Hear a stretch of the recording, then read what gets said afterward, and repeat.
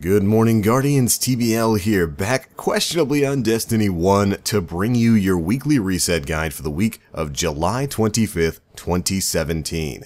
It's been very difficult to pull myself from the Destiny 2 beta to go back to the old Destiny 1, so we're going to try to get this reset guide done as quickly as possible. Let's go. First up, the weekly featured raid this week is the Vault of Glass, meaning you got the Templar and Athean challenges active. Get in there, get your Age of Triumph ornaments. Then for the Challenge of Elders, this week's modifiers are Chaff Juggler with a melee kill bonus. The bosses you'll be fighting are Kexis the Betrayed, Val Aruun, and the Seditious Mind. After that, we've got the weekly Nightfall Strike, and this week's strike is fan favorite Winter's Run taking place on Venus. That's right, we're going to be visiting the Archon Priest. Modifiers are Voidburn, Berserk, Small Arms, Fresh Troops, and Daybreak. So actually a lot of fun modifiers in there. Voidburn, Small Arms, Daybreak. That should actually be a pretty good time. For the Heroic playlist, modifiers this week are Heroic, Solar Burn, Specialist, and Chaff, so grab your Icebreaker, you should be fine. And for the weekly story playlist, we've got Heroic, Arcburn, and Airborne. Alright, moving on to the PvP playlist. If you're still playing Destiny 1 PvP, well, good news, we've got Mayhem Clash this week, as well as the Clash playlist, Rift, Elimination, Skirmish, and Rumble Supremacy. So if you're still playing Destiny 1 PvP, there's plenty of game modes for you to get down in. Alright, let's move on over to the Iron Temple.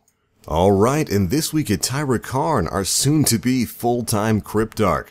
She is offering the Memory of Timur. This is coming with a Disciplined Strength focus that's only about an 88% stat roll. Out of that, we've got the Memory of Radagast, which is an Intellect Strength roll, but only about 84% of the overall max.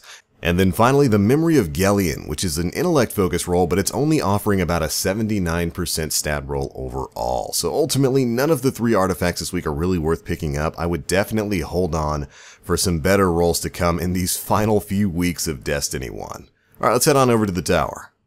I kind of had a humorous but weird moment loading into the tower today. I just kind of got in there and there was really no one around for a few seconds before they popped in.